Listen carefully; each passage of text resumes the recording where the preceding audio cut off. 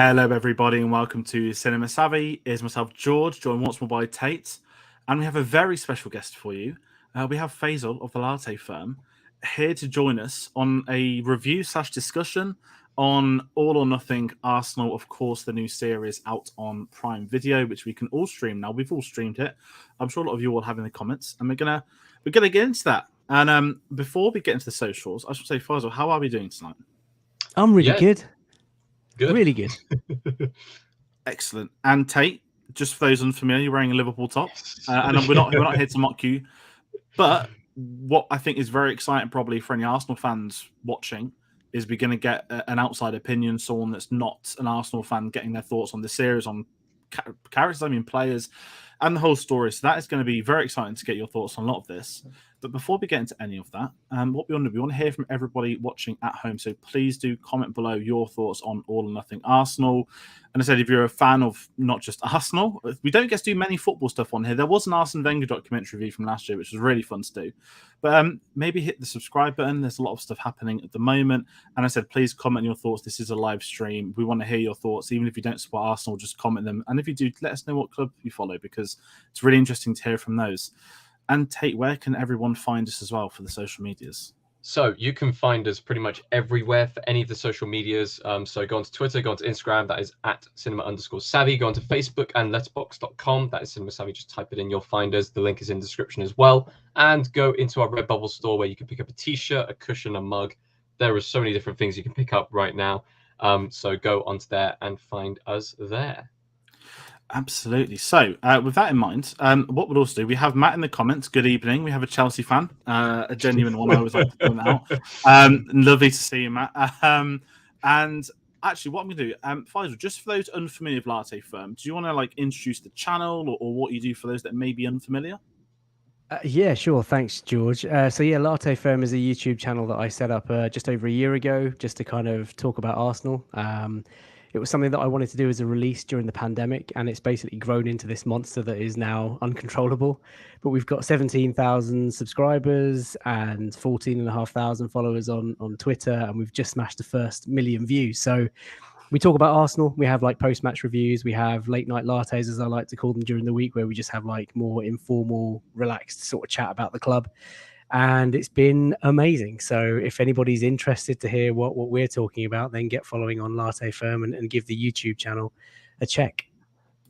Absolutely. And everybody, please do. We've got links in the description for those as well. So be sure to check that out. I don't want to put you on the spot, and I don't want to divert too much away from the documentary. But there's been a few tweets. Is there any hints at a breakdown for Pedro Neto at all, or we? I thought you might ask, George. Obviously Arsenal are interested in Pedro Neto. David Ornstein broke the news yesterday.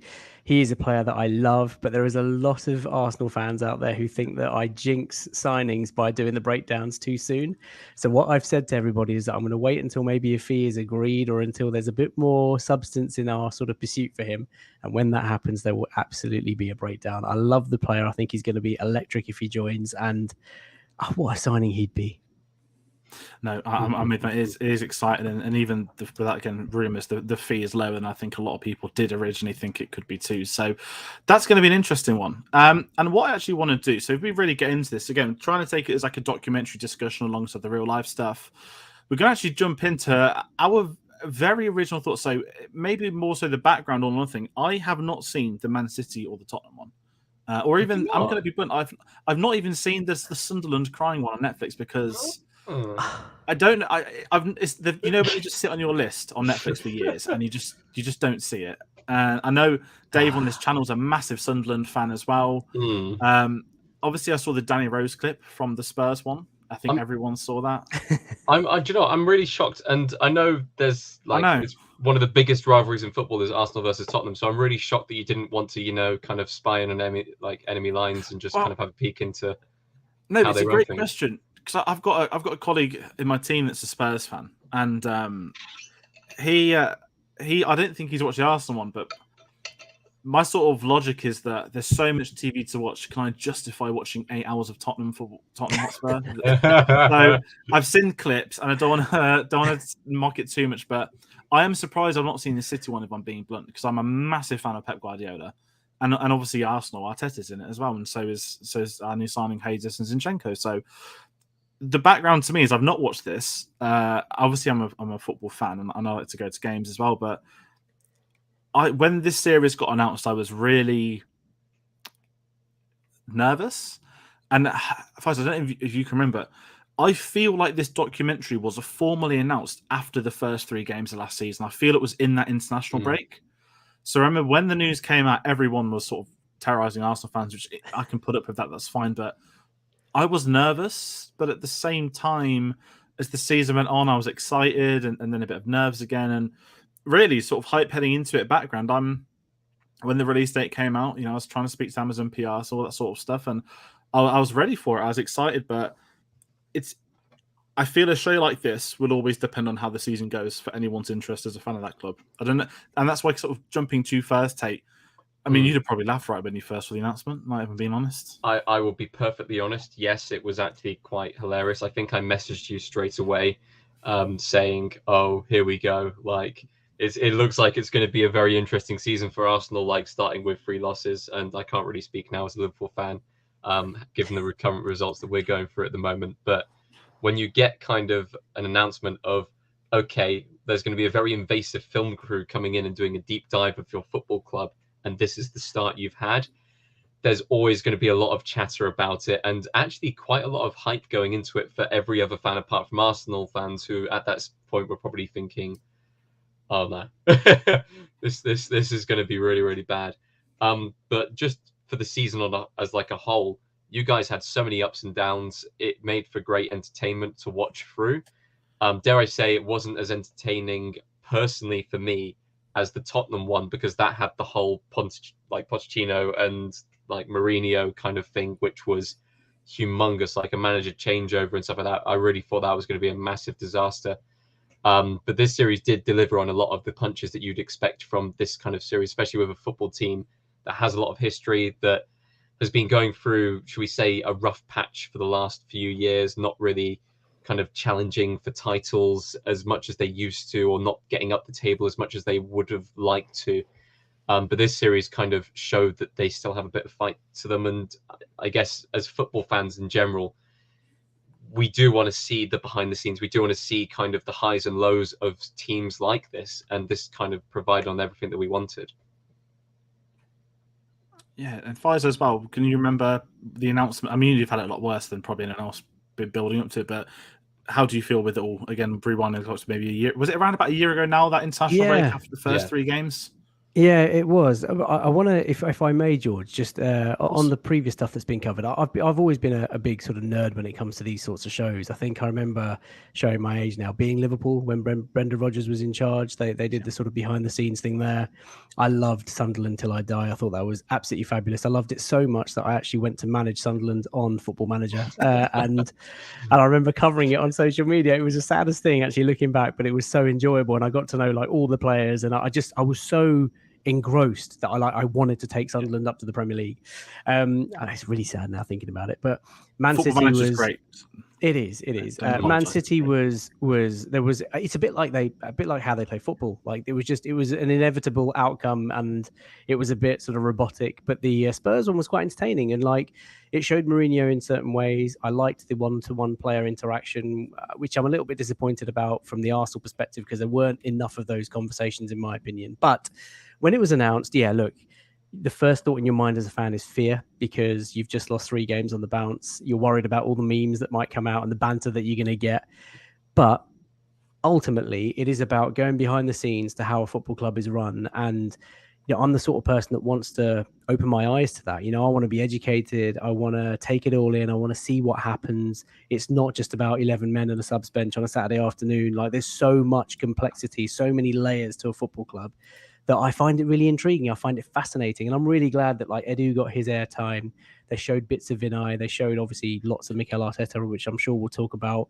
But it's nice, it's nice to kind of see how Colney works and see how the operations are and see how the players react. And how all the associated members of staff and the roles that they play. So yeah, it was a real learning thing. And I get it. There are people that are just not going to like it and people that are going to use it purely for banter. But for me personally, George, when it came out, when it was announced, once I'd got over that fear, I was like, yeah, do you know what? I fancy this. I really want to see what's happening behind the scenes. And of course, Mikel Arteta being a young manager, learning on the job, etc., and the club's in transition. Like there was a lot of stuff that we were hoping to find out, and we did. No, very well said, actually. And it is interesting, the background and even the sports stuff. I mean, I will probably bring up a couple of times Drive to Survive is, Yeah, I would say, the king Awesome. of sports behind the scenes at the moment. This, I mean, I'm a massive Formula One fan, and I've been watching that as long as Arsenal, about 15, 16 years. And seeing the growth that sport has had from a single documentary, for better or worse, there's so many F1 fans arguing about it. F1 Twitter makes football Twitter look tame. That's how insane those lot are. And it's really interesting. And even non-league, we've got Welcome to Wrexham. Does it start tomorrow? The Ryan Reynolds one on Disney Plus. Shamefully, that's being done weekly, so I'm probably going to wait till that's finished before I get the chance to see it. But as you kind of both said, it's really interesting getting that behind the scenes look. And obviously, as an Arsenal fan, Colney is this. Obviously, it's the training ground, but you always see the photos outside. And I think just giving like some of my initial thoughts on the series, because I absolutely adore this series. As I said, all my nerves are put to rest probably after 2-3 episodes of my being blunt. As you said, it's looking into that behind the scenes that we've never been able to, even like a projector room. I'm like, oh, there's a projector room at Arsenal. Well, of course there probably is. There's probably one at every training ground, but you just think of what we've seen released to us. In the media days, they're in the indoor training, the training ground, aren't they? You get the outdoor ones. We never get to see the boardrooms, and it's really exciting as a viewer. And kind of what I want to headline with the initial thoughts, jumping in with Mikel Arteta, because although this covered obviously the entire season, he is like the protagonist. If you're going to put it into film and TV terms, he's the main character. And to me, it's one of the most fascinating observations I've had behind the scenes football. Again, I'm not seeing this many. I know there's a Neil Warnock documentary somewhere. That clip always goes viral of him talking about pints in London and so many other great things. But to me, as an Arsenal fan, and also trying to look at it from a documentary perspective, going back to F1, I hated the most recent Drive to Survive season. I know how popular it is. I love the earlier seasons. But to me, not to turn to an F1 review, but the shift momentum from we're looking at the behind the scenes of drivers, their lives, their personal lives, here's them at work. And to me, it became a corporate PR function of this is Mercedes weekend for the year. They've known about this. They're going to dress it all up for this weekend. I was a bit nervous there, and I think it was really interesting watching my dad, who doesn't do documentaries and stuff. And even he was like, oh, I hope none of this is just going to be them like rehearsing for the cameras that you would get in potential documentaries. And I just think Arteta leading this was amazing, because I couldn't imagine the pressure he was under last season. The exterior pressure, internal pressure, let alone within Arsenal Football Club. And to have a camera crew following you around when you've been in management for a year and a half at the time of this series. I know he'd done it with City as an assistant, but that must really add to it. Either he's so great with the illusion of the cameraman, which is the reports that players, it became part of the day seeing it all. How do we feel with Arteta? And maybe Tayte, how do you feel he comes across? Because obviously you'd have remembered him as a player, you'd have seen his interviews as a manager with us. Yeah. But what was it like for you, looking at him, his approach to the series and sort of how we see him throughout? Well, I'd say as a footballer in general, in the modern kind of day sense of the word, they're so used to kind of cameras and interviews and stuff like that. But I feel like for Arteta, who's not too recently kind of an ex-player, it would have come as second nature to be able to interview to the camera and to be able to be confident enough to have film crews around and kind of looking into his stuff. In fact, as the youngest manager in the Prem and kind of quite an impressionable figure on a football club, I feel like he maybe would have invited them into kind of his world and gone, this is how I coach, this is how I want to get my point across. It's kind of one of those, not removal of kind of any negative impacts on situations. So if things go badly, he can go, no, look, see, I did actually try and coach these guys. It's them who's the issue. And or if he's just kind of doing it for, look, this is how I coach. If it goes well, it goes well. It's all or it's nothing, which is kind of where the series is aiming for. As far as kind of how these sports documentaries have kind of evolved over time. Drive to Survive obviously is a massive one, to the point where when I was in America this year, people had heard of Drive to Survive more than they'd heard of Formula One. They knew about the series, they kind of didn't really know much about the sport, which is really, really interesting. And it's going into every single sport now, pretty much. They're doing ones for rugby now, for the Rugby Premier League in the UK. They're doing them for MotoGP, for the motorbike racing. They're doing them for literally every single sport. There was talks of doing them for the Olympic squad this year, which never actually went through. So we're getting a lot more of these documentaries, and it's really interesting that the Premier League one is still kind of one of those that people keep on coming back to. And we're going to talk about it a little bit later on kind of who we think is going to get the next kind of baton passed to them and stuff like that. But it always feels so personal having your own football club and having your own aspect thrown onto it. As an outsider fan, as a fan of a different club, I find it intriguing looking into kind of the ways that different managers and different teams work, and just all the backroom staff stuff and everything that goes into that. But I'm sure for you two, as kind of both fans of this club, it's going to mean so much more to you. And I think that's where this series benefits from focusing on one team at a time for the entire series, instead of going, no, we're going to do the entire Premier League, 20 episodes, each team gets 1 week, as if the other documentary styles have done. It becomes more personal. It becomes more just, you get the insight into your club. You get your moment with your club, that little kind of snapshot in time of how they were during this one season. I think it's kind of a fantastic way of doing the documentary series. And I think having Arteta there as that kind of big character who can kind of pull the team together in this kind of moment, it just kind of shines through. And it's not like it was planned from the start that, you know, Arteta would have kind of a season of big ups, big downs and everything like that, and show kind of every single element of the club.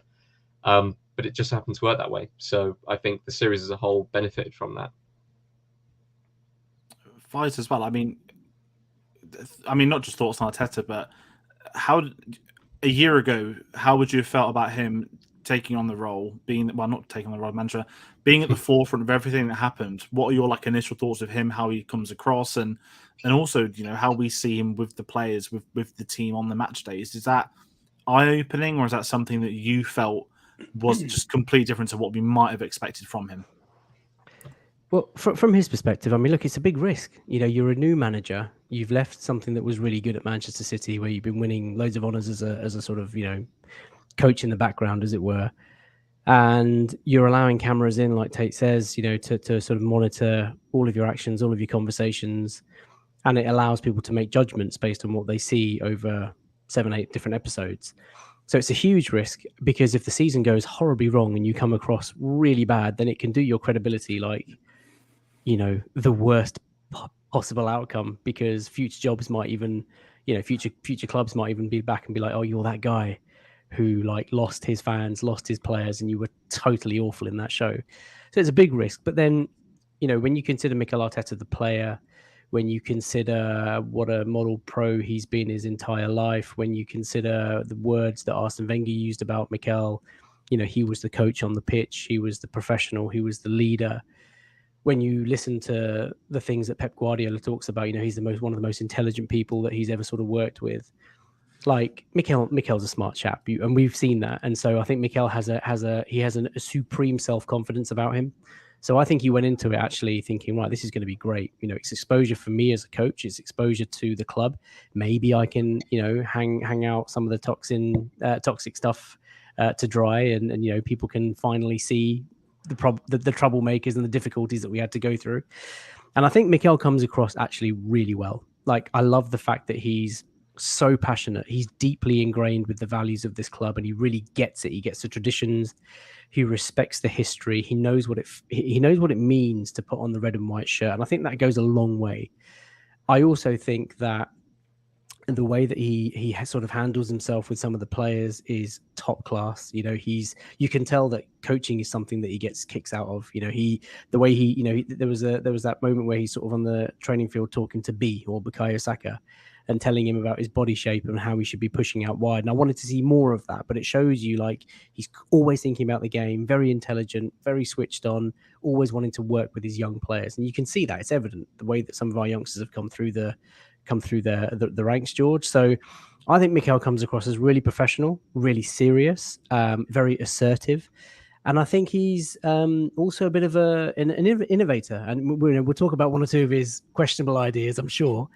But I like the way that he uses the flip chart and draws pictures and tells stories about his personal life to try and motivate a group of professional athletes. These guys are in a competitively fierce world and sport, and anything you can do to gain a fine margin, which might count for a lot towards the end of the season, is worth doing. So for me, I think it does Arteta a lot of favors, and I think he comes out looking really, really good. No, that's very well said. And I think a big thing for me is seeing other, not to dismiss like non-Arsenal fans, but obviously the divide at this football club is an understatement. There's been a divide for however many years. And obviously how we've started this season without getting into it too much and getting carried away. And I think, again, I always bring my dad up because my dad was very much on the George Graham era, Wenger out type brigades. He liked Emery, which I've never really understood. Tayte, my thoughts on him.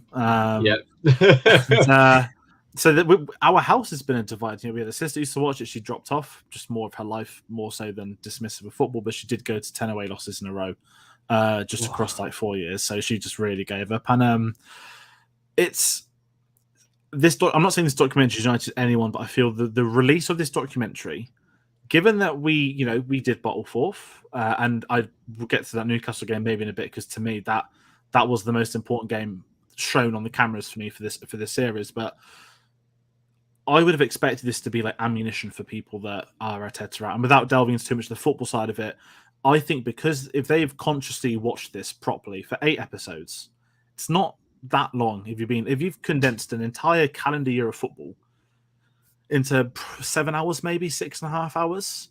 The way, as you said, the way he's presented himself is perfect. But he's showed he's the right man for this club.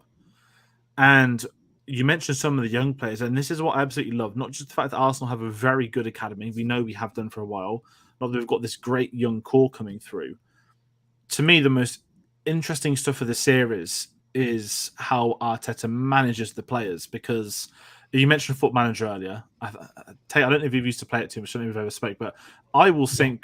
Matt in the comments is an understatement. I don't know how Matt comment how many hours you put into FM22, but you play a bit of Football Manager, and as you said, you get to know the players in your own right, and you have your favourites, you have the ones you don't like. You get attached to young kids that are regens that aren't real, and you get to see them develop into world-class players, etc., etc. And what to me was really exciting as a viewer is seeing Arteta's relationship with his players, because obviously it's not a fake PC game that I can play at night. This is the real deal, and I think it was fascinating, especially with the Aubameyang stuff, because we're going to bring up Aubameyang. That's probably, again, put it into film and TV terms, it's almost too good to be true for a documentary. Obviously, it is all real, but for Amazon to get maybe one of the biggest behind-the-scenes problems, like the only other club that probably has something near that is Chelsea, and that documentary would have probably got cancelled had they have got to where they were in February. But to get that in the mid-season point, to me, just made this incredible bridge of, okay, this has just got serious, this documentary now, that again, it's real. We know the outcome. We know he's going to go to Barcelona. And I'd love seeing the environment, how other players react to it, how the high-ups. And the one name I'm going to mention actually is Richard Garlick, who's the lawyer, because I'd never seen him do an interview. I think there was something else on .com, like an interview many years ago when we first got him. Sorry, I think it was 2021 we hired him. But when he popped up in the documentary, I was like, oh, we're getting the lawyer in this series now. And they don't big him up like Josh Kroenke, but this new name appears. And without sort of doing like a Game of Thrones thing, it's like the new series of Game of Thrones, well, House of Dragon started yesterday. You're meeting this entire new political council. And that's why I felt watching All or Nothing. I was like, oh, look, Edu's finally popped up. We're going to get a bit of Edu. We're going to get Vinay. But Richard Garlick, even when one of the board members popped up after the first 3 losses, I love spending time with the behind-the-scenes folk that we'd never think about. And that's what I want to kind of ask you both is how did you know they'd pop up, but maybe against Tayte, did you even know who Richard Garlick is? Because I keep pointing to you like you're a chimpanzee or something, but it's really exciting getting the knowledge from people that don't follow the club, or at least the real inside of that club. And let's just talk the Aubameyang situation. I love how the club handled it. One of my favorite TV scenes of this year will honestly go down is just Arteta walking through the corridor, just talking about, I've got everything, I've got like a file, and the way there's just like almost no soundtrack, no nothing. It's just them letting him walk through the building. I think it's just sensational, and that's really what not what I'm here for, but yeah, it's showing the fans what, maybe not necessarily what really happened, but you're not ever gonna get transfer behind the scenes like that probably anytime soon. And I just think it's a fascinating insight. And Tayte, I'm actually going to jump to straight away. Just talk me through the Aubameyang stuff to you as an outsider. Like, I know you would have known that he obviously left, he went to Barca, but I'm really curious about, like, did you know much about that, of him just flying over like odd and wingy? So I'm one of those people on transfer deadline day. I will have my phone notifications tapped on, and I will be watching, scrolling through the Reddit threads of what's happening. Doesn't matter whether it's a non-league transfer from like Series C to like the Australian Super League. I'm going to be down for that. I'm going to be watching every single move across every single league.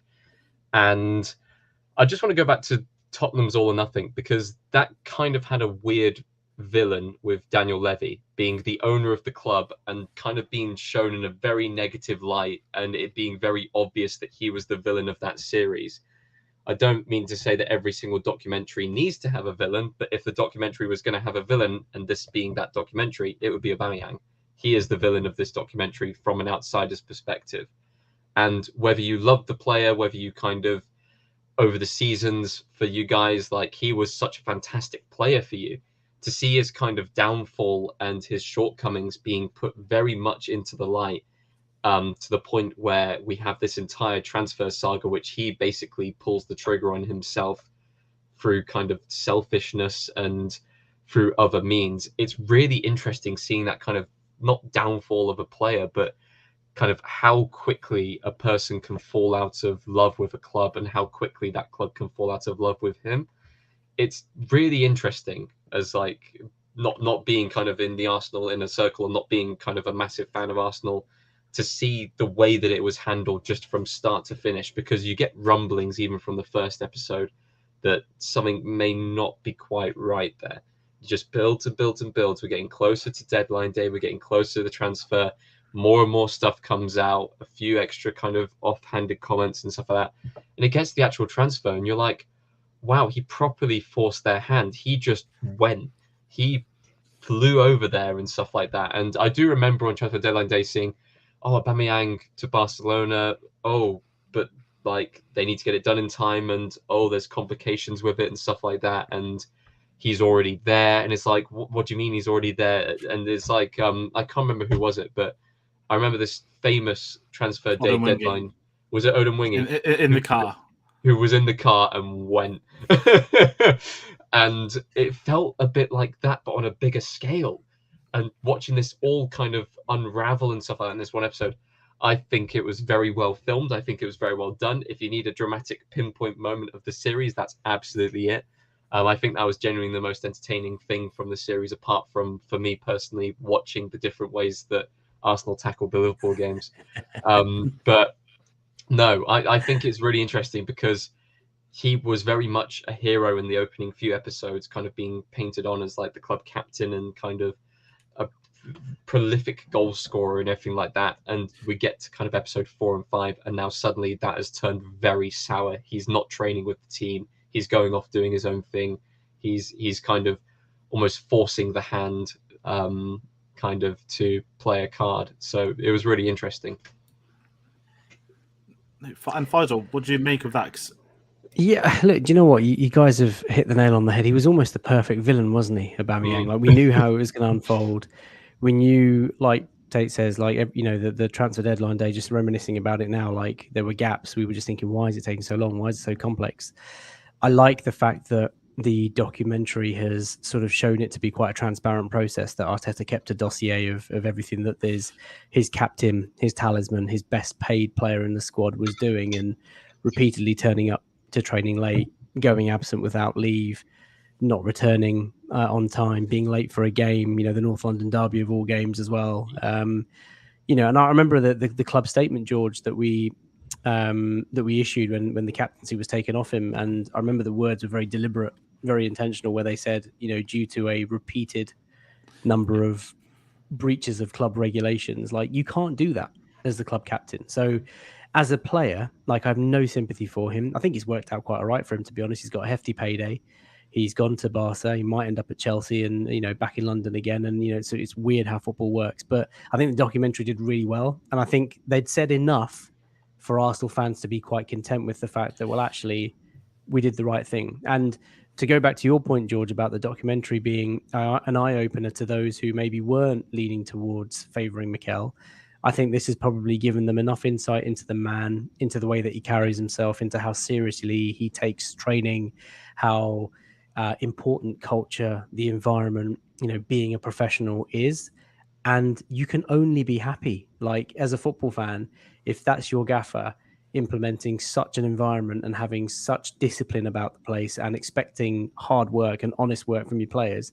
That's all you can really want. I mean, obviously you want more, like trophies and whatnot, but from a day-to-day grafting perspective, like, Mikel has hit all the right notes. And now I don't know if that was an intentional thing from Amazon. Like, Mikel Arteta does come out the hero if we had to pick a hero and villain. I don't know if it was deliberate that they spent a lot of time with Mikel and that they focused on that sort of stuff. But that's how it's sort of come across looking back now, that he was the star of the show. And yeah, just to kind of close on the Aubameyang thing. I mean, Aubameyang didn't help himself, and there was a lot of revisionism at the time. Oh, Arsenal have sold their captain, their top goal scorer. He single-handedly won them the FA Cup. Like, I get it. Like, sensationalism, as we talked about before coming on air, works. But in the grand scheme of things, like, if you really sort of think about it rationally, like, he was horrendously out of form for the last 6-12 months of his time at Arsenal. Yes, he scored a hat-trick at West Brom in the League Cup, but in league games, went missing. Yeah. And you can't break club rules repeatedly. Like, what sort of example are you setting as the club captain, as one of the most experienced players, as the best paid player at the club, as the main man, the talisman? Like, you can't get away with it. And when you consider the age profile of the team, it's no secret Arsenal are the youngest squad in the league this year and last year. He's going to be influential on some of these young guys coming through. And so, the manager has to set the tone, and anything that Aubameyang did to break the rules and go against Arteta is undermining him. So Arteta was absolutely right. The club were absolutely right. And final point, the observations that you made about Richard Garlick, like the conversations that they were having with Edu about, well, what are our options? Do we loan him? Do we release his contract? We'll save millions in doing so. I thought that was brilliant. That's what fans want to hear. Like, people always think, oh, well, we've just given them away. But actually, there's a lot of considerations that go into these things about, well, hang on, what's going to be the best exit strategy for the club and least painful? And, they cover lots of different angles on that. So, yeah, really insightful stuff. And I think the club handled it absolutely perfectly. Yeah, and kind of with the Aubameyang stuff, a really big thing for me was Arteta. We know he's, again, as you said, probably he is the hero of the story when you think about it. He was on his own with Aubameyang. It was Fina said, the club are almost against Arteta, that they wanted it to be resolved.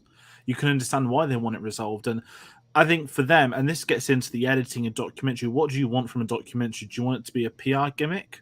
Well, ultimately they all are. Or do you want genuine insight? And to me, that's the sort of thing I'm really after, is when there are disagreements, not just people moaning, not just people arguing, but a massive decision, again, letting your club captain go on a free on deadline day mid-season. It was really interesting to...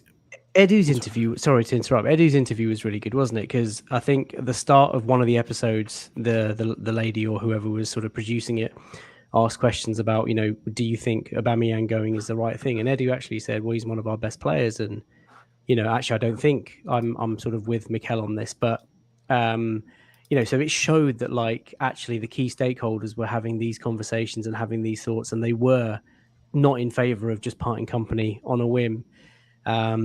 And the fact that Mikel actually finally got his way again, it's nice insight. It's nice to know that they would have considered every potential outcome and aspect of that scenario, and it was an informed decision to kind of let him go. So. And of course, in the end, it was out of our hands, wasn't it? When he turned up at the Barcelona airport, what are you going to do? So, but it was good that it covered it. And I think it's given enough transparency to Arsenal fans to sit back and think, yeah, the club was in the right there and it was the best thing for everybody involved. Yeah, I'm with you. And again, bringing the football side of it, the way I've looked at it, again, nothing really to do with the documentary, but Barca wanting that loan and then seeing Barca 6 months later buy Lewandowski and they're happy for Orba to go. And I go back to that conversation on deadline day of Richard Garlick saying, what's the plan? Because they say it. If we loan him out, he's back in the summer and this could happen again. And full credit from me. I'd tell you, I'm curious about your thoughts on this actually, for the club just making that very difficult decision. And, you know, we got to think, we get it across maybe 10, 15 minutes, the deadline day stuff. They'd have been there and in hours and hours in the same room. And you get like the coffee cup stacking up, which is great. But that's probably how it is. And, you know, it's such a different picture to when Sky Sports, you know, they're standing outside with all the fans behind them, all laughing and joking. It's a really great way for me to get that insight. And I don't think, because transfers are such an integral part of club football, you should see them, not just the outcome of a player walking through the doors, but to get that aggro behind the scenes, I think really does work. And what I'm curious to do today, I actually want to ask you, before we came on, you sort of spoke saying there were almost like 5 main characters. You mentioned Arteta, you mentioned Aubameyang. I'm not going to ask you for all 3 of those, but you mentioned Bukayo Saka, who we know, you know, and every Arsenal fan, I think, let's be blunt, most of England probably adore him now. I'd love him in this because he doesn't get a masses to do, but he is at the forefront of the marketing. He was our player of the season last season. Of course, we had the Euros. But the bit that sort of, not broke me, I didn't cry or anything, but when he meets that kid for the ice cream, like the sort of, you know, like the Grinch grew a heart that day, that was my sort of vibe of that it was such a great moment. And seeing, you know, again, like it's easy for me to say as a white person that's certainly not a footballer, but the abuse that came last year, and I'm glad the documentary just upright says, oh, there was some abuse because he missed a pen. It was straight up. There was a lot of racist abuse at him because he missed a penalty for his country. As simple as that. And it was just really heartwarming, not obviously that side of it, but just seeing his story. How do we feel with maybe how he was presented in this? I want to get into Xhaka after. We won't go through every player, obviously, but just the Saka stuff. Any heartwarming moments like that anyone's thinking of? Because that moment just sticks in my head. The ice cream kids. Yeah, I think for me, I'd say the moment that stuck with me more was kind of the first episode, immediately just tackling it and saying Bukayo Saka was abused straight away, just bang. Like they showed the clip of him missing the penalty, they showed the aftermath, and then they showed kind of the effect that it had on the club, like him talking about the kind of the staff members kind of waiting for him until after hours and then kind of asking for autographs and kind of giving him support and stuff like that. And in my head, I've always admired Arsenal as a football club. I support Liverpool absolutely wholeheartedly.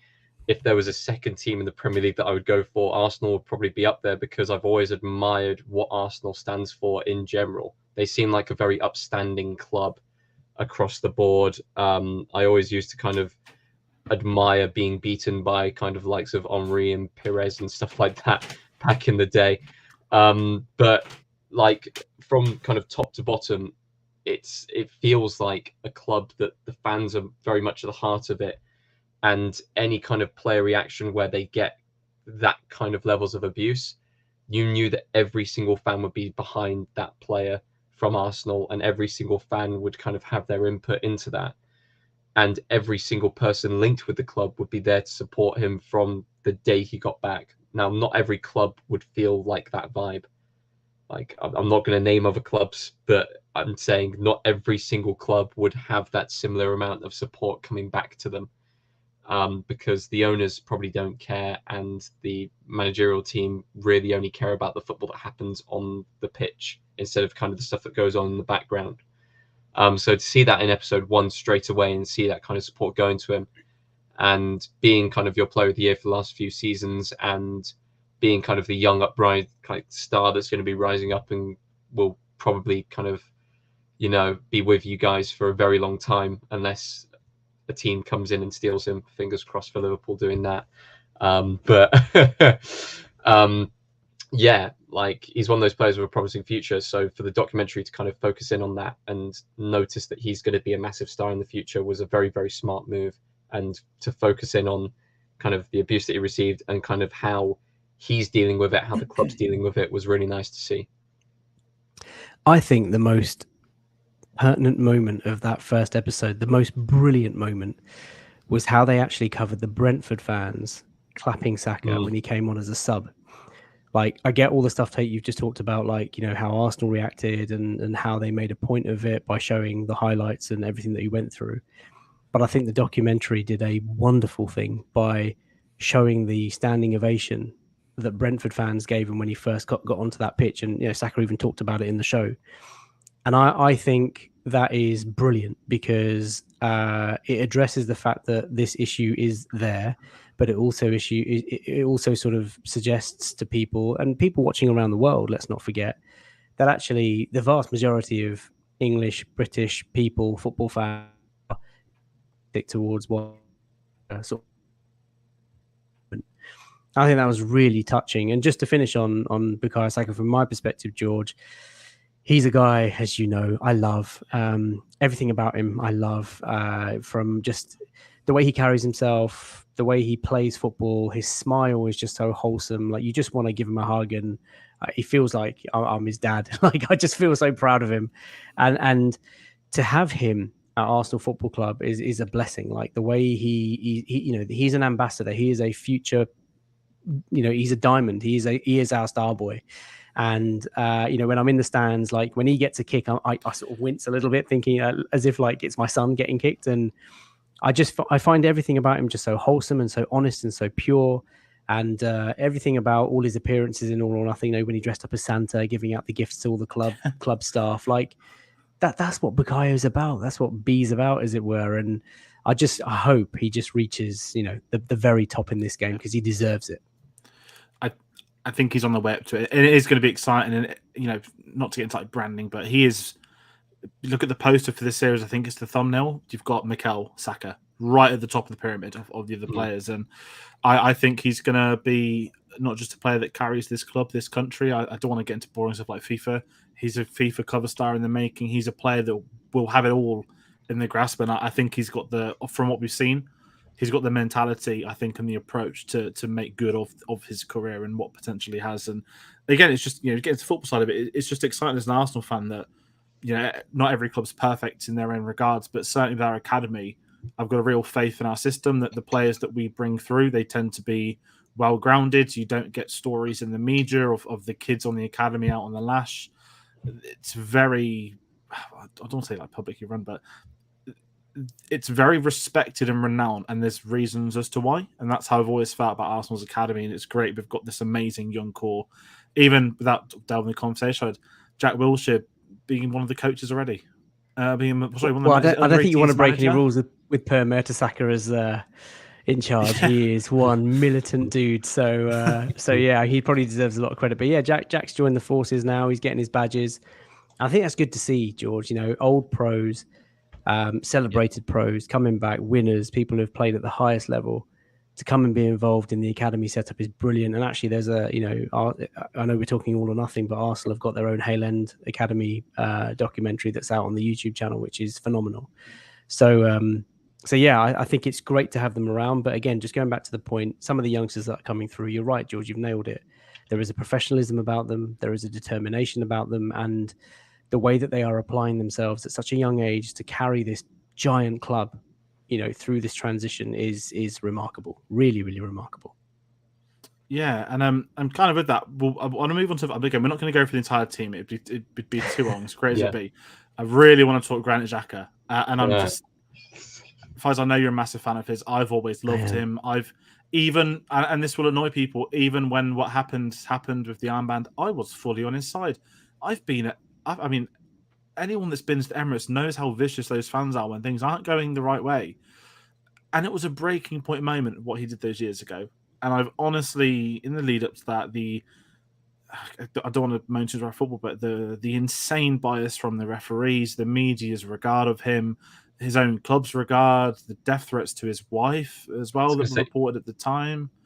It's become a meme now in kind of football community. Yeah, that hashtag if that was Granit Xhaka. Yeah, Xhaka would get murdered for that. Trippier on Sunday. that would have been a red card. You always get the behind bars memes of him as well. There's always like every single game, it's the one player that everyone seems to gravitate to. Whereas like, oh, if that was Xhaka, then just like, it'd be worse than a death penalty from the ref. But it's this, and I want to ask you, Tay, actually, really good point. What were your thoughts? Like, did you know much about his life, his personal life, or maybe because as Arsenal fans, I don't mind jumping in quickly. We know that he's basically the captain without the armband, isn't he? Like everyone, and not to discredit Odegaard or anybody else in that squad, but everyone knows he is the leader. And this is me, Jim, as you say, watching this documentary, or just thoughts on him, leadership qualities, his backstory. Because this is where I'm really curious about the other fans, how they might read into it. I'm going to use a very biased analogy here, but I always see Xhaka to Arsenal as I see Henderson to England. Should be the captain, but isn't. That is a very hot take from kind of my perspective, and that's a different story on the England team itself. But I've always seen him as that kind of, hot-headed, sometimes does lean into challenges too much, often gets overly punished for the stuff that he does. But at the same time, he is the heart to that team. He is the one who keeps it together, and he is the one who you'd expect to be kind of having a go at people. Before this documentary, I was like, oh, I bet Xhaka's probably one of the most vocal people in that dressing room, probably kind of giving people kind of talks and stuff like that. He's the kind of player that you kind of look at him and you go, at the end of your career, you're probably going to become a coach or a manager or something like that. Like, you're going to go into that kind of role.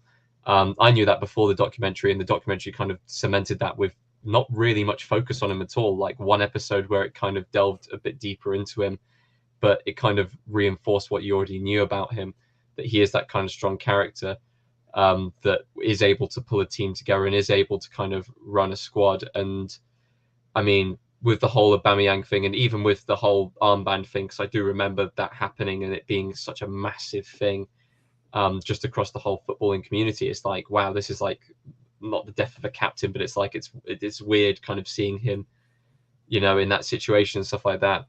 On the flip side of things, it was, well, not fun, but it was very interesting watching again his red cards from the season, especially the one against Liverpool, which was like, oh, Xhaka, that's one that you can't really get away with. that's not Xhaka would get a red card for that. Oh yeah, he actually kind of did that time. So,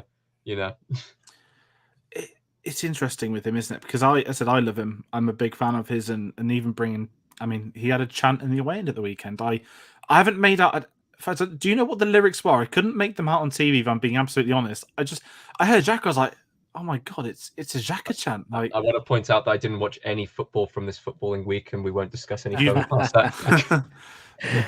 Do you know what? I recall the chant. I don't actually know the words, but it was something really simple, as if like la la la la Granit Xhaka, and it's just like there was nothing to it, nothing. But it was the first time. I think the most sensible, the most salient point here is that it was the first time that Granit Xhaka's name had been chanted amongst the fans for a long time. Like, it's almost as if the redemption is the renaissance here of Granit Xhaka is now complete. He's completely. It was, absolutely worthy as well. And just, I mean, if I may, George, my thoughts on Granit, how much I love the player. Yeah.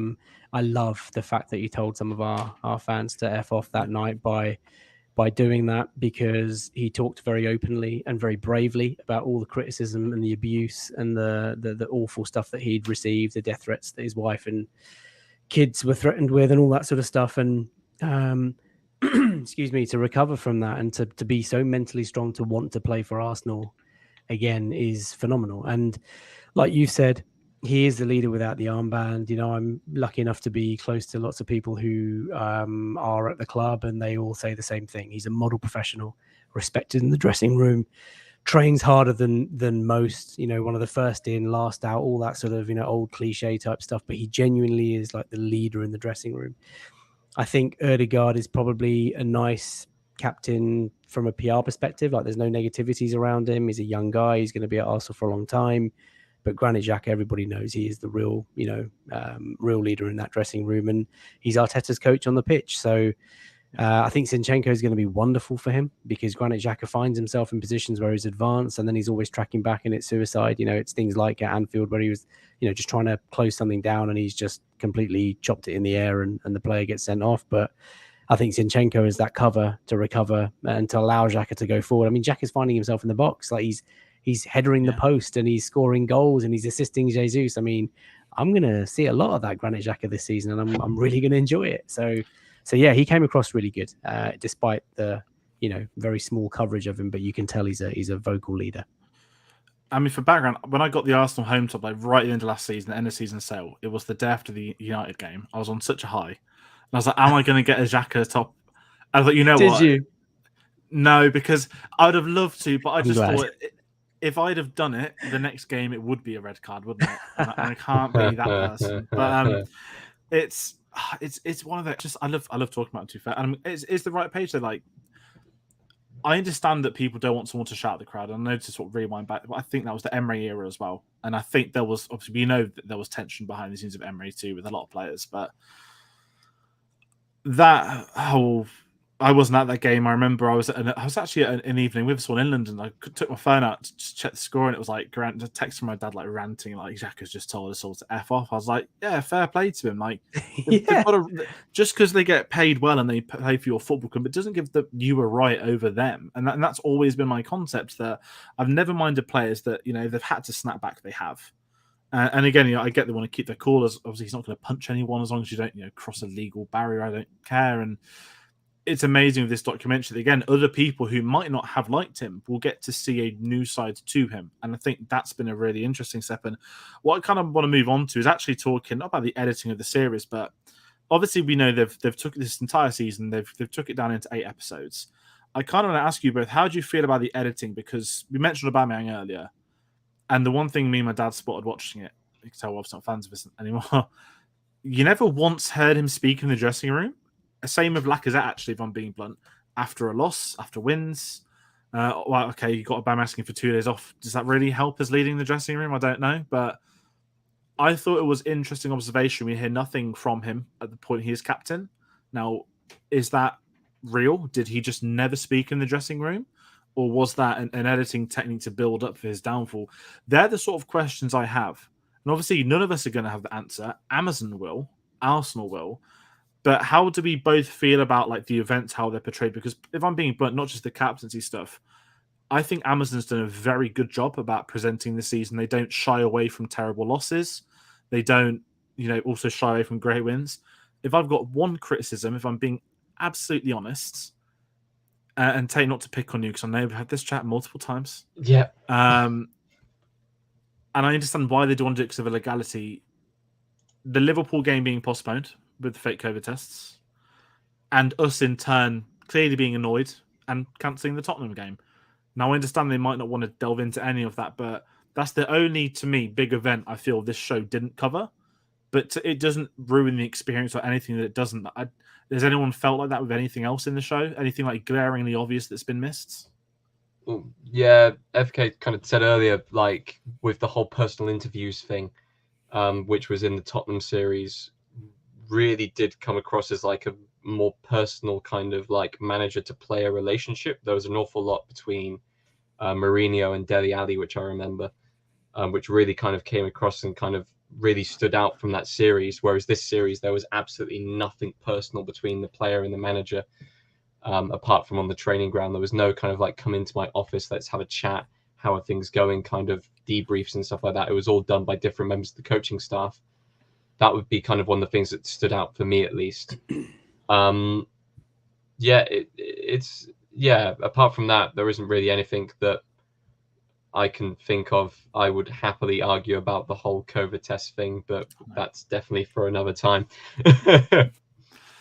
Yeah, I'd go one further on that, George. I think the personal interaction that Mikel Arteta has with his players, that could have that was lacking. Like I wanted more of that. I wanted, hey, Martin, come into my room and tell me about how you feel about the team and what's happening in your life. And I think Edu did a lot of that. Like with Martinelli, there was that lovely moment when he talked about, Dad's here at the training ground and how's the family and is there anything you need? That was nice. But I wanted to see more of that. I think that the other big takeaway for me was that, well, there wasn't once apart from this little scuffle on the training field between Cedric and Lacazette, I wanted to see some outbursts in the dressing room. Like I wanted Mikel to be going through some instructions or whatever, and then a player calling him out and being like, that's nonsense, or that's bollocks. Like, I want to play this way. Why can't we do this? And actually, you don't know what you're talking about. Like, who are you? You've never managed before. Like, what do you know? Like, I wanted some anger, but it was all very like, Arteta's the head teacher, and these are the children. Yeah. And so I felt that was missing. I think, good points for me. Carlos Cuesta got some FaceTime. So he's like our personal development coach, Tayte, if you're not familiar with him, but he's got a very, very bright future in the game. Really interesting how he started off. He was just a savage tweeter and tweeted his way into a job at Atletico Madrid. And yeah, it's a really phenomenal story, actually. You should do some research about that. But he comes across really well. And the personal relationships, George, you mentioned with our coaching staff, like so Albert Stuyvenberg, the medical way, when Ramsdale came along and the way that medicals are done, and Ramsdale's dad, I mean, what a hero. But like, so yeah, there were moments that I thought it was lacking. Like I would have liked to have seen more outbursts. And like you say about the captains, I mean, we heard a little bit from Xhaka, didn't really hear much from Lacazette, but heard nothing from Ødegaard. Like, yes, entire like there. So yeah, look, I mean, it's difficult. You if you're the production team, you know what it's like. You do these shows, right? Imagine you have to whittle this down to 20 minutes. How do you do it? Obviously, cut me out and just have you and Tayte talking. But like, if it was, if you're filming a football club every day for an entire season, to narrow that down into 8 50-minute episodes, it's really difficult, so give these guys their dues, and I think they've probably missed stuff out, but completely unintentionally. But I would have liked to have seen that. The biggest thing for me is, I'd have liked to have seen more aggression, more division in the dressing room, because I don't believe that it's always been Arteta speaks or Arteta asks players to jump and they all ask, how high, like that's the impression that I've got. But I'm sure it's not like that in reality. I'm hoping actually now that there are moments in the dressing room where players stand up to the manager and sort of challenge his ways of thinking. No, that's a very good point. And without picking on Aubameyang again, it's, I've got a dossier on Aubameyang. I was expecting like we'd get like a montage of like all these times he's been late, or like Arteta like taking notes like the kid out of recess on the playground or something. And I think you're both bang on with those, and it is tough, isn't it, doing this documentary? And the one thing I said to Tayte before we went live is that obviously one thing I didn't want us to do, because not to moan about referees treating Arsenal bad, the terrible referees all over the country, but obviously the club had to make sure there was no way they can get done retrospectively for anything that they would put in this. Yeah. Me and Madame were chatting, especially the January stuff. It's like, what do we do with Aubameyang? And I was like, oh yeah, you can't mention you sort of spent 2 weeks chasing Vlahovic, because obviously he didn't sign for us, and that wouldn't be in this document. You wouldn't be able to go over that. And I think there is some things missing, which you both very rightly pointed out. And I want to kind of ask you about, is there anything we've not spoke about that really jumped out in the show? Could be a certain moment, an individual. I know that it's probably going to end up being like an Arteta speech, whether it's the light bulb or you never walk away. But I'm just trying to think of something that's not been brought up. But actually, I want to bring up Rob Holding without diving into him. And this sounds horrible, because I do like Rob as a person. I loved that they built him up so well to tear him down at Tottenham away. Like it's actually so cruel, but from a the viewing character development, yeah, like it's, and I don't, and he's just, I've never been a massive fan. I've never disliked him. He was just so happy throughout, and he's like, I get paid to play football. Like, what's not to love about it? I was like, you know what, I actually like Rob. Like, I think again he's had a bit of stick from maybe me or others, and he's in the team, he's in the system. Sorry, Tayte, to jump over, but that's okay. I've got something which I've only just noticed now, kind of reflecting back on this entire series, and maybe this is something to do with kind of the way that Amazon have filmed it and stuff like that. They'll show, and sure, Arsenal had a few losses at the start of the season. They had losses throughout the season. I swear they showed more losses than wins. I think they skipped over a lot of the wins and just went, oh, Arsenal are now on like a 6 or 7 unbeaten run. It's like, okay, but you haven't showed anything. We did lose a lot of games though, Nate. Not even like a goal montage of like, oh, this is all the goals going in, stuff like that. They just really, because I've got the stats here from the season. You guys won 22. You only lost 13. Yeah, I mean, we just sure, there are other cups. Only it's like 1 in 3 games. There are other cups in there as well and stuff like Yeah, that, which true, they showed kind of the games for, really focusing in on, for some strange reason, the 4 Liverpool games that they played, which I thought was great for me as a fan, because it means I get like a lot of content to kind of gush over because we won most of those. But it just kind of, in reflection, it does come across like, if you're watching the series, they go, oh yeah, here's we're going to show you like a few Arsenal losses. Oh, but now they're on like a 7 unbeaten run, but you don't see any of that.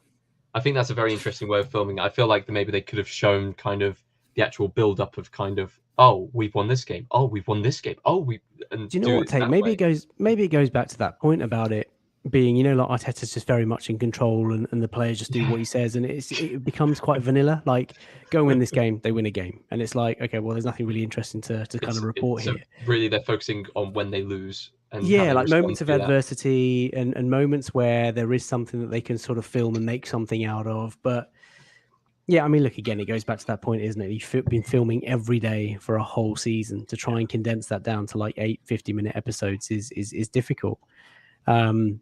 I will pick up on one thing that Tate probably enjoys, and it's the "You'll Never Walk Alone" sort of training drill at Colney. At first, so having Latte Firm feature in it, I was given access to watch them before, and obviously you're not allowed to, because of an embargo, you're not allowed to sort of say anything.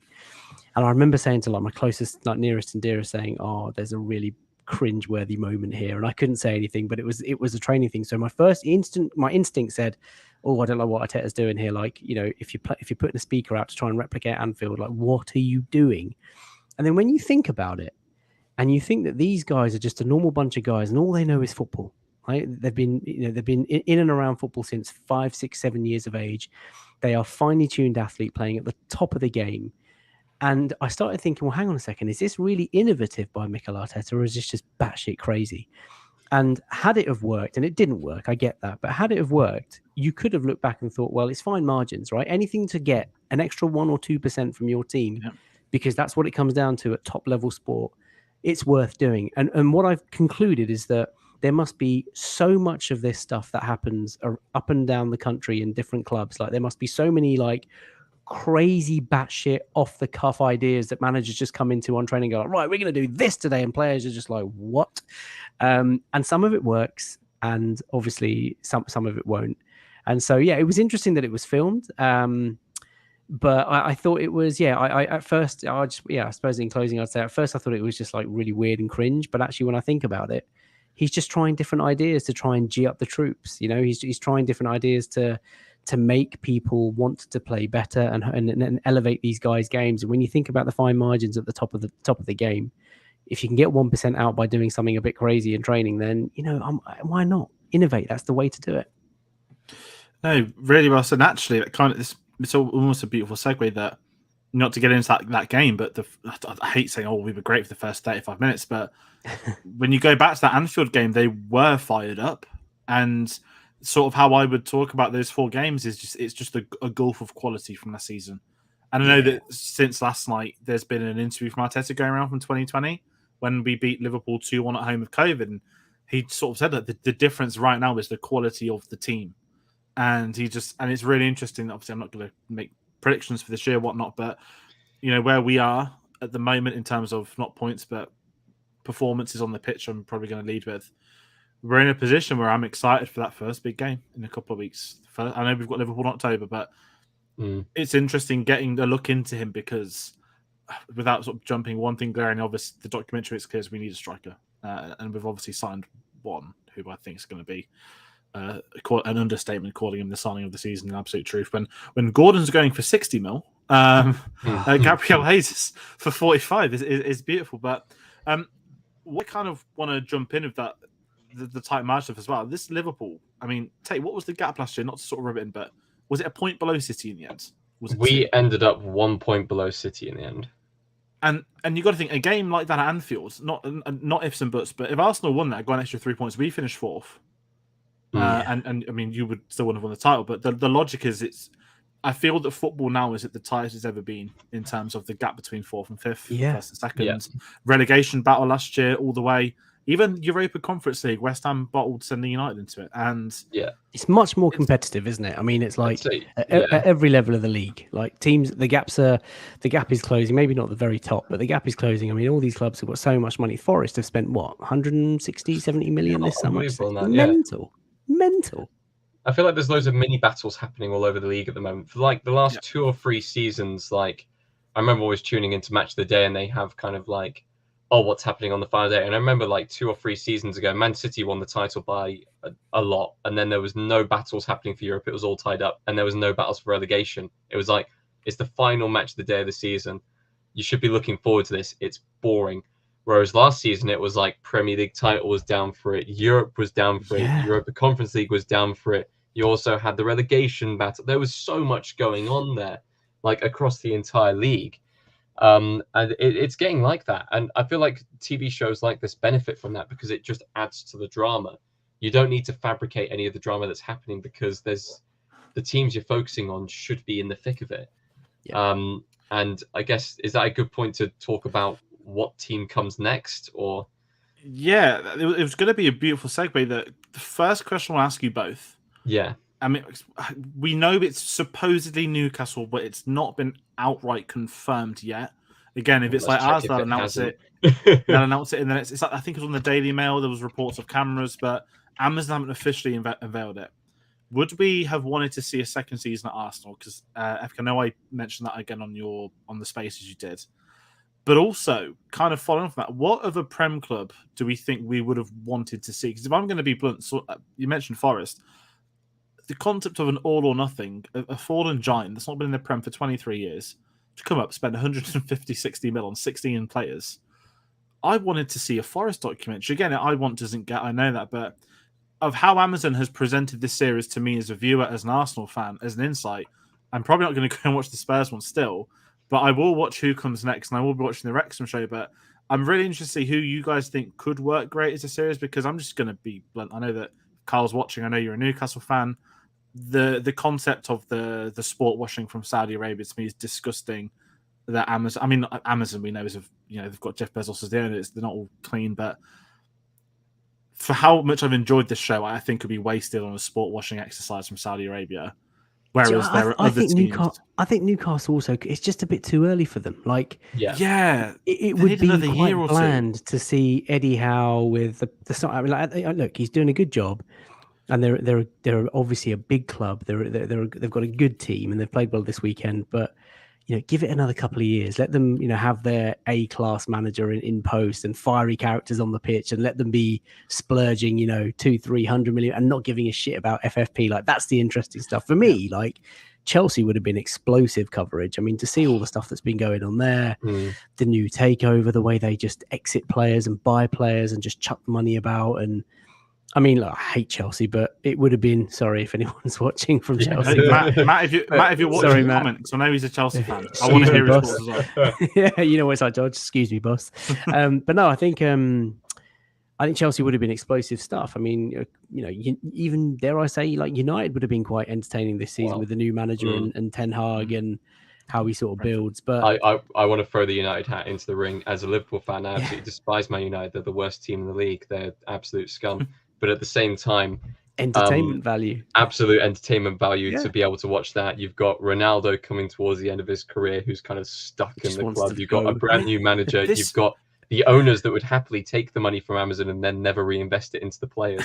Like, it's an absolute boiling pot. This opened with our Cronky Out protest, and that was the big thing for me. Like, that day was electric. Like, I remember going down. I was so excited. Dad was very proud his son had gone to an Arsenal protest, but to open with that and then have the Cronkies in, not to sort of diverse into a Cronk conversation. It's like big Lawrence Stroll vibes in Drive to Survive, like Josh Kroenke. I mean, he did college basketball. He's massive, but they're quite vocal in happily showing this is how bad the owners and fans' relationship. And I thought he handled that really well, George. I mean, because when I was watching it back, I was at the protest and I sort of cringed at myself, thinking, what was I protesting about? Like, the club's in a really good place. And then I remember it was all about the European Super League, wasn't it? Like the outburst, everyone went absolutely nuts about that. I mean, it was all about greed in football. And actually, I'm very proud that I went to protest as well. So I think they did really well in the documentary to address that, and Josh speaking about it, acknowledging that that was a really difficult moment. Like it's good to see. It's just another sign of the club listening and seeing and learning from what's going on, from the fan base. So yeah, I completely forgot about that, but it's a really, really good point.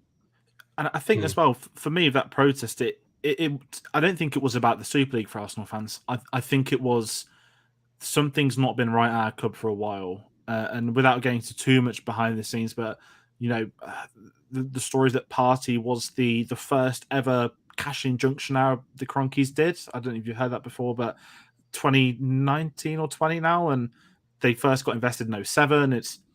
And my large problem with them was always just the disconnect that we silenced. How can you only be nicknamed Silent Stan? And this is where I'm quite happy that some people go, "Oh, Arsenal fans have changed their minds." No, it's the club has made a very, very clear and precise effort in bridging the gap between owners and fans. I know Josh was in charge at that point, but was it about 6 months maybe he'd been made the sort of I'm controlling the Arsenal side of things on behalf of Stan. And over the last year, the jumps he's done, he did an interview on Sky last year. I remember they were trying to catch him off guard with the typical questions. There was who's your favourite Prem player? Who were you like? Oh, Peter Crouch, did you score from the wing? When they try and catch someone out for silly stuff. It's really interesting that I feel for again, my thoughts on Cronkies is I'm not like, I'm not like their friends or anything, but right now at this point in time, yeah, like Daniel Ek can be Barcelona's problem, Spotify Arena, all that sort of stuff. That's great for them. They need the money. And I feel that our owners is the key. They've listened. Whereas United, without getting into them, the Glazers couldn't care less. And, you can laugh at it from a football rivalry standpoint, which is funny. Then you switch your head on as an actual, I felt like we'd been through something similar without sort of telling United it's worse for me, it's worse for you and whatnot. But I've understood their position with it.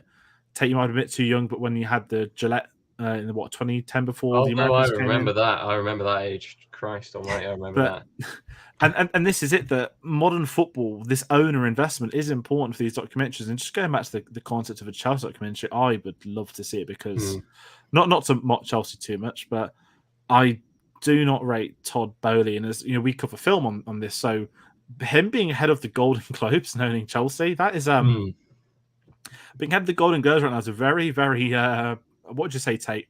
Interesting predicament, awkward predicament, it's an odd mix. It's like mental.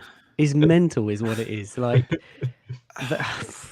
I mean, that would be the most intriguing documentary, George. Like for me, I just think there's so much wrong with Chelsea right now that them trying to dig their way out of a very deep hole would just be very, very amusing. Yeah, no, 100%. Any other clubs? I know there's so many we'd love to see. Not Prem. I want to add. Shout out to one of my best friends, Derby County. I'd love to. Even Coventry, local to me, 40 minutes. I know a lot of Cov fans. They don't. It's so funny. I'm sorry, but they won't be watching this. But the amount of deluded Cov fans that have said to me all summer they're going to get promoted this year, and they've had every game in 2 postponed because of the pitch. Obviously, it's sad in its own right, but there's just talking on football documentaries as a whole. We're in a very rich era now where there's a streaming war going on, whether it's Disney, Netflix, Apple, who entered the fold. Of course, Ted Lasso is not documentary, but Apple will be. Apparently, there's talk of them looking at Prem rights. I remember last year. What channel was the Salford documentary on? Was that BBC? I'm not sure. Yeah, it was. That's the Neville one. It's brilliant, and that was BBC. So, I mean, yeah, you're right, George. There are so many platforms out there, channels, networks out there that are just going to compete for coverage. Sorry, I interrupted you rudely. No, it's great. And kind of with Amazon, how I feel is we know they're getting the Premier Rights. The next time I guess public sale is the key word here, because do you remember the Super League and all the broadcasts oh no, this is horrible. Then they used to do a behind the door closed deal, didn't they, to get the extended at the same rates, because Amazon are going to swamp. And the big thing I say this year is Amazon aren't going to piss off a big club. They're not going to annoy the league. They're going to not play it sensible, but these are people that are going to invest in English football when the time comes. And I think they know what they're doing. They're building a portfolio. And even when Amazon have broadcast Prem games, I've quite liked it. Oh, look, I can go on an app. I can watch it in 4K. Yeah. You've got a lot of pundits, and they're in their own story, and that's how I feel with all this sports stuff at the moment. And it is going to be interesting to see who does come next. Again, if it is Newcastle, I think it's polite for me to say, I think you both said it. It's too early. I think Forest would have been great, if I'm being really honest. Just the concept of them just being promoted, or again, second season of us, because just not hyping off the first 3 games. Could you imagine seeing like the slow-mo low angle of Gabriel Hayes just like walk into that dressing room?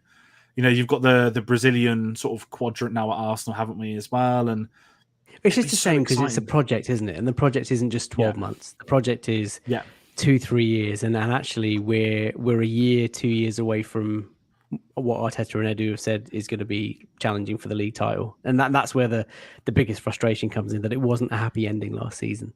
So yeah, I mean, look, everyone would have loved Arsenal fans certainly would have loved a second season, and there's no reason why, even because it's not Amazon. I mean, Arsenal could just do it themselves. I mean, imagine the content, imagine the views, imagine how amazing that would be. But there we are. No, very well said. And kind of that, what we want to head into is, as we wrap this up, because I know we've gone just over an hour, final thoughts from everyone on this series.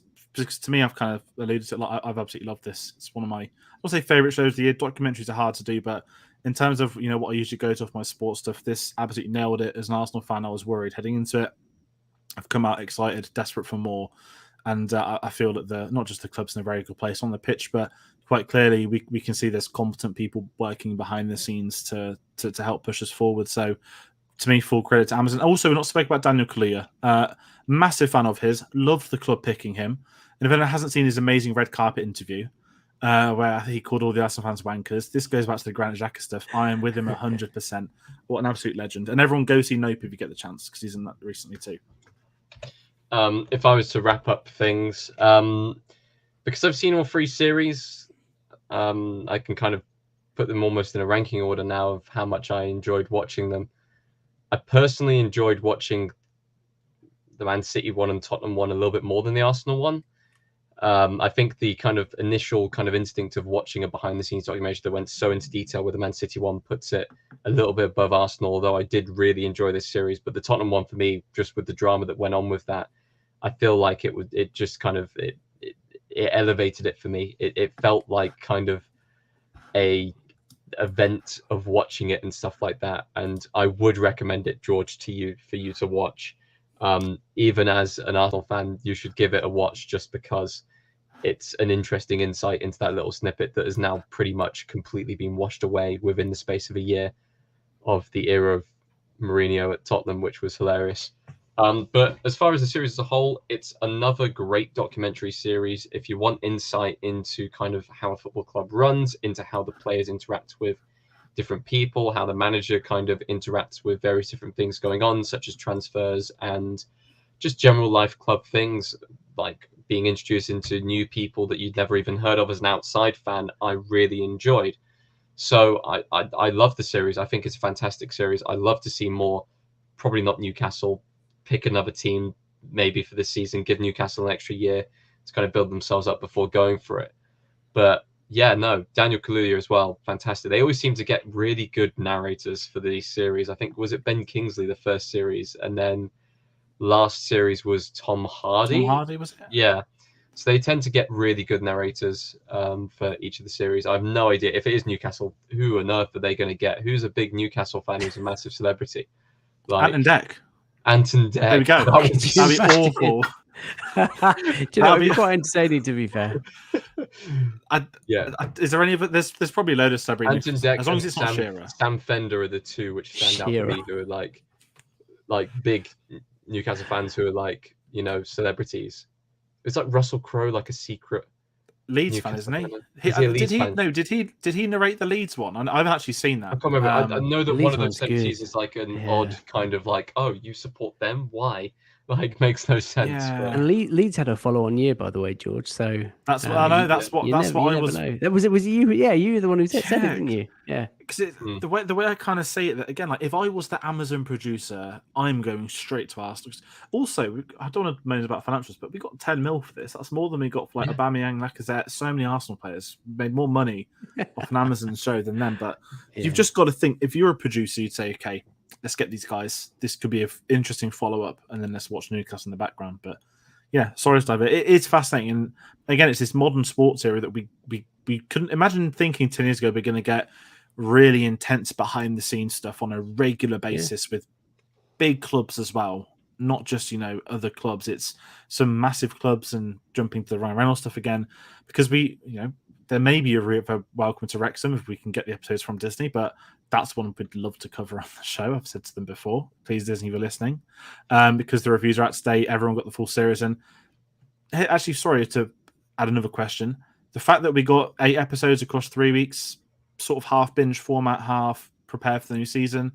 I'm glad this wasn't weekly. I don't think this would have had a weekly pull. What we did, me and my dad, we waited till like the Wednesday before, so we basically did 6 episodes across 2 days, and then we waited a week for the last 2. But just how did we feel? Would you rather this was weekly or all at once? I'll be honest, I dumped this all in one go. This was a one and done kind of like, and same with the other series. Like I did the entire Tottenham series, and then my family wanted to watch it, so I had to go through it again. With the and with the Man City series, that was once again just get it all out the way in one go. So I'll probably do the same with this Arsenal series, by the way. Like I've watched it all the way through. My parents will want to see it like when we're eating in the evening, so they'll be like, "Oh yeah, we'll just flick it on." Not to put you on the spot, because you've got Faisal. This is the weird thing that I know, but FK, what's the one Arsenal game every Arsenal fan over the age of 50 lies about going to? There's a meaning behind this. One game in the club's history that everyone Anfield 89. Tayte, please. Honestly, just for people watching, they might be curious, because you're the only one that can tell the story. I've ever heard this story. So for people who wanted to know, my mum was at that game. She was a lifelong Liverpool fan, and that is one of the only times she's ever seen them lose at Anfield. Wow. Yeah.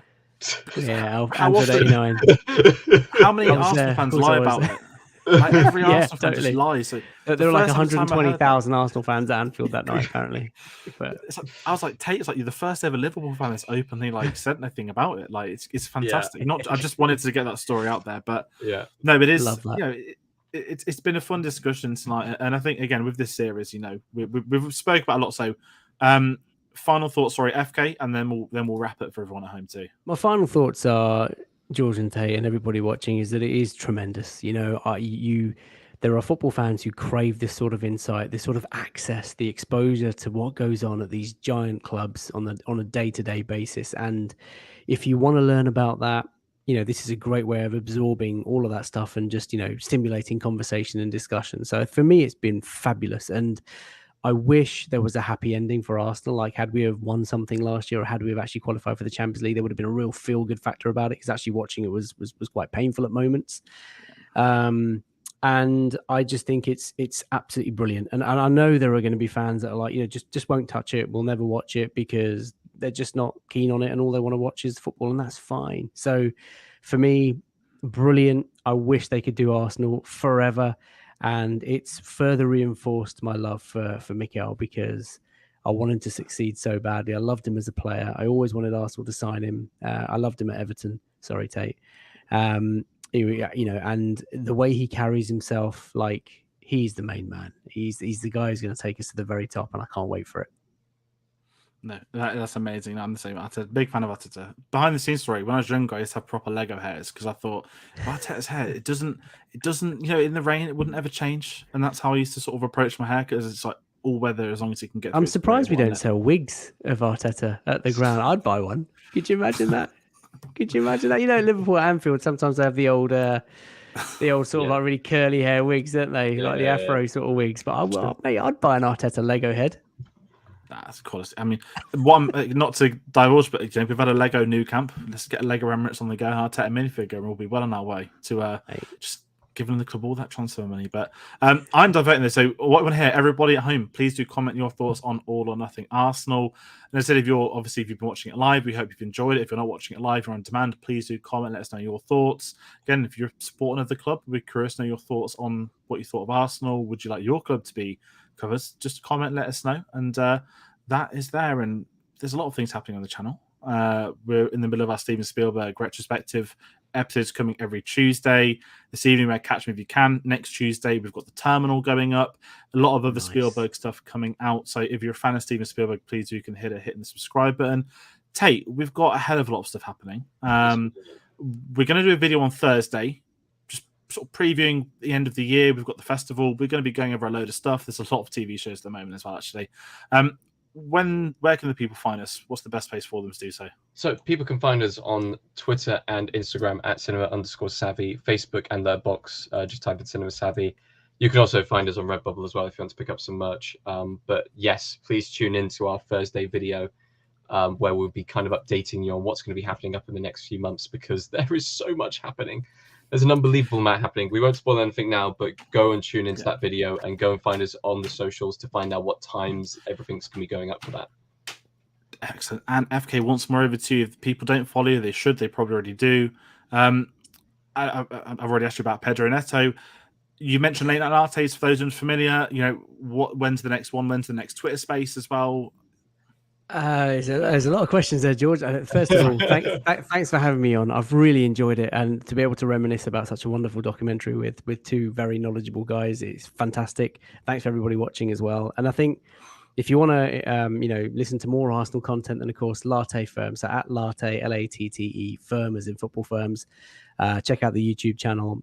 In terms of scheduling, I'm really bad at that. So spaces are normally a sort of post-match phone-in where people can get their thoughts off their chest.